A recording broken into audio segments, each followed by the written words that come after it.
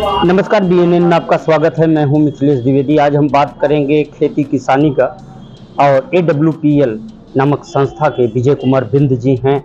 विजय जी, बहुत बहुत आपका स्वागत है। बातचीत की हम शुरुआत करें इसके पहले हम चाहेंगे कि जो आज अच्छी बातें खेती किसानी की हमारे आपके बीच में होने वाली हैं और जो जानकारियां आप देने वाले हैं वो तो हमारे दर्शकों को मिलेगी ही मिलेगी। साथ ही आप अपना मोबाइल नंबर भी बता दें दर्शकों को, ताकि दर्शक आपसे अगर संपर्क करना चाहें अपने विषय वस्तु की जानकारी के बाबत तो वो आपसे संपर्क कर सकते हैं। धन्यवाद सर, आपने मुझे इस चैनल पर बोलने का मौका दिया। पहले तो आप सभी लोगों का तहे दिल से धन्यवाद, और जितने भाई हमारे इस चैनल से जुड़े हुए हैं उन सभी का हाथ जोड़ के धन्यवाद करता हूँ।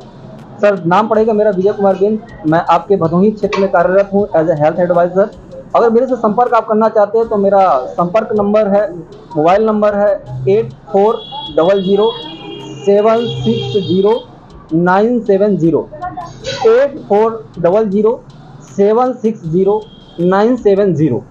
तो आइए हम शुरुआत करते हैं बातचीत की और जानते हैं कि आज के परिवेश में जब बीमारियां हर घर में दस्तक दे चुकी हैं, ऐसे में इन बीमारियों से जंग कैसे लड़ा जाएगा। आप देख रहे हैं पूरी दुनिया जंग के मुहाने पर है। एक तरफ रसिया यूक्रेन का जंग हो रहा है तो दूसरी तरफ इजराइल ईरान में तनातनी है। बात अगर हम भारत की करें, हिंदुस्तान की करें, तो कृषि प्रधान देश भारत को कहा गया है और एक जंग शुरू है बीमारियों से, और उन्हें कैसे रोका जा सकता है, इन्हीं बातों पे चर्चा करते हैं विजय कुमार बिंद से। इस कंपनी से सर, आज हम लोग का मुहिम है, हमारी संस्था का मुहिम है। हमारी संस्था का पहले नाम पड़ेगा एस्क्लेपियस वेलनेस प्राइवेट लिमिटेड। इसको शॉर्ट फॉर्म में AWPL बोलते हैं। इसको निक नेम, हमारी संस्था को निक नेम दी जाती है फौजियों की संस्था। किस तरह का कार्य कर रही है आपकी संस्था? सर देखिए, आज हमारी संस्था जैविक खेती के ऊपर काम कर रही है। मैं इस संस्था में एज ए हेल्थ एडवाइजर के रूप में इस क्षेत्र में काम कर रहा हूँ। कहीं ना कहीं हेल्थ हमारा जुड़ा हुआ है हमारे खेती किसानी से, हमारे खेत से हमारा हेल्थ जुड़ा हुआ है। क्योंकि जब तक हम अपने खेत को नहीं सुधारेंगे, जब तक अपने किसान भाइयों को उससे अवगत नहीं करा पाएंगे, तब तक हम अपने इस हेल्थ को सुधार नहीं पाएंगे। आज के दौर में आज हमें आपको लाइलाज समस्याएं, लाइलाज बीमारियां देखने को मिल रही हैं, जैसे BP, शुगर, थायराइड। आज कॉमन समस्या नहीं तो आज के समय में देखा जाए तो आज से 70 साल पहले ये सब समस्याएं नहीं हुआ करती थी। आज से 70-75 साल पहले ये सब समस्याएं नहीं हुआ करती थी। लेकिन ये समस्या होने का कारण क्या है? ये समस्या हुई कहाँ से? साहब, मेन है हमारा खेती। क्योंकि ये सब समस्या होने का मेन कारण हमारा खेती किसानी। हमने किया क्या? हमने पारंपरिक खेत को, जो पारंपरिक चीजें हुआ करती थी, छोड़ के आज DAP यूरिया की ओर लौटे, आज फर्टिलाइजर की तरफ लौटे। नो डाउट हरित क्रांति जब हुई स्वामीनाथन जी द्वारा, तो उसके लिए बहुत आभारी हैं। आज हमारा पूरा देश आभारी है उस पर। आज उनका देन है कि आज हमारी उपज बढ़ी। लेकिन उपज के साथ साथ आज हम अनेकों प्रकार की बीमारियां लेके आई, जिस पे आज हमारी सरकार, वर्तमान सरकार, इस पे बहुत ज्यादा जोर दे रखी है कि ये जो आज फर्टिलाइजर हो चुके हैं, आज जो केमिकल युक्त हो चुकी है, इसको कैसे कम से कम कराया जाए, DAP यूरिया को कम से कम कैसे कराया जाए। इस पे आज हमारी सरकार, हमारी जो आज सरकार काम कर रही है, इस पे बहुत विस्तार रूप से काम कर रही है, बहुत बड़े लेवल पे काम कर रही है। तो इसी मुहिम में आज हमारी संस्था भी काम कर रही है, और उसी मुहिम में एज ए हेल्थ एडवाइजर के रूप में मैं भी इस क्षेत्र में काम कर रहा हूँ। पहले की खेती थी तो हमारे जो ऑर्गेनिज्म हुआ करते थे, जो मृत जीवाणु हुआ करते थे, उनके आधार पर हुआ करती थी। लेकिन आज हम जो खेती कर रहे हैं फर्टिलाइजर के इस्तेमाल से कर रहे हैं। साहब, हमारे मृत जीवाणु हुआ करते थे जो उस समय वो 3 लेयर, हमारी मिट्टी के 3 लेयर बनाया करते थे। सीजन बाय सीजन वो लेयर बनाया करते थे। जैसे बरसात का सीजन आया तो हमारी फर्स्ट लेयर में आ जाती थी, जो जिसकी मोटाई तकरीबन 6 इंच मानी जाती थी।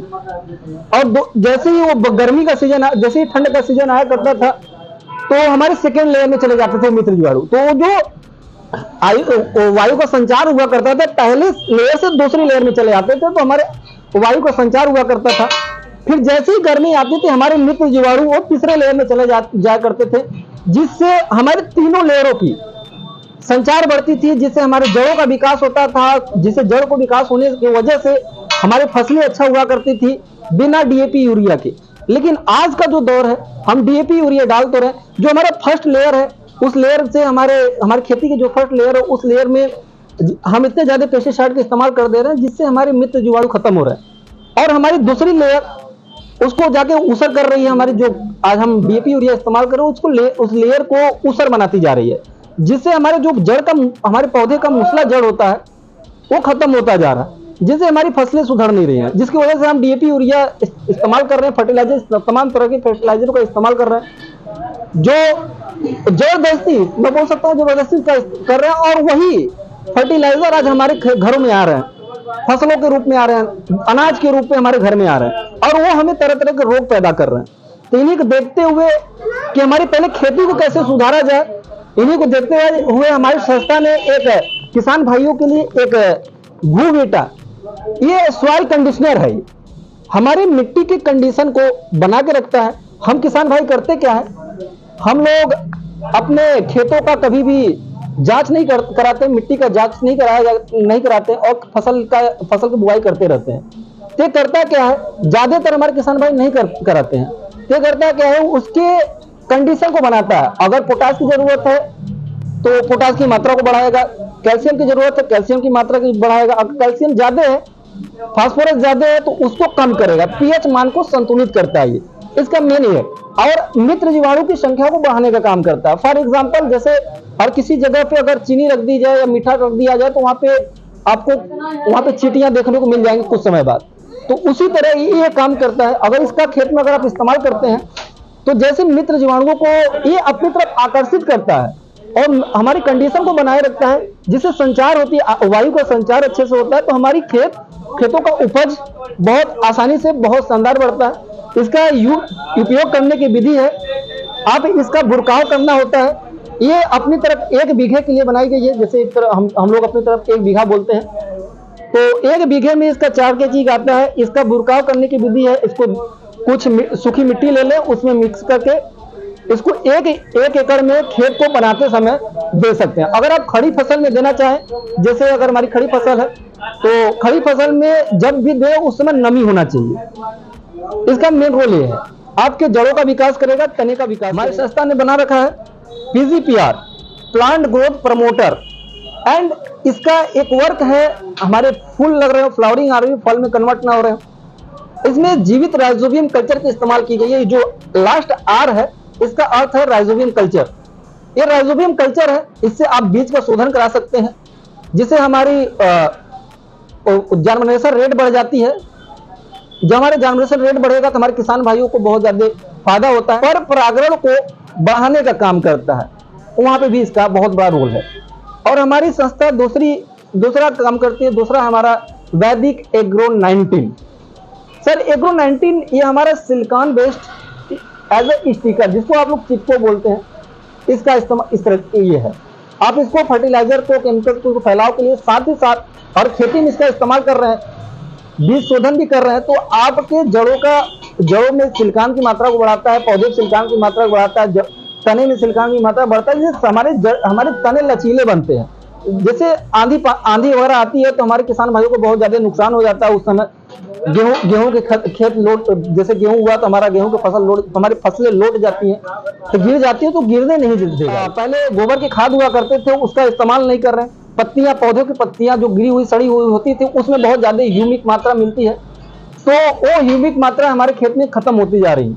तो हमारी संस्था उसमें भी काम करती है। हमारी ह्यूमिक मात्रा बढ़ाने के लिए हमारा एक आता है इको हरियाली। वो करती क्या है, आपके मिट्टी को भुरभुरा बना कर रखती है, उसका पौधों के जड़ों के विकास, तनों के विकास के लिए इसका इस्तेमाल किया जाता है। अगर आप किसान भाइयों से अनुरोध है, अगर इसका आप इस्तेमाल करते हैं तो पहले तो आप डीएपी यूरिया से बचेंगे, और डीएपी यूरिया से बचेंगे तो हम तमाम प्रकार की बीमारियां जो हमारे घर में आज फसलों की वजह से हमारे घर में आ रही हैं, आप उससे बच सकते हैं।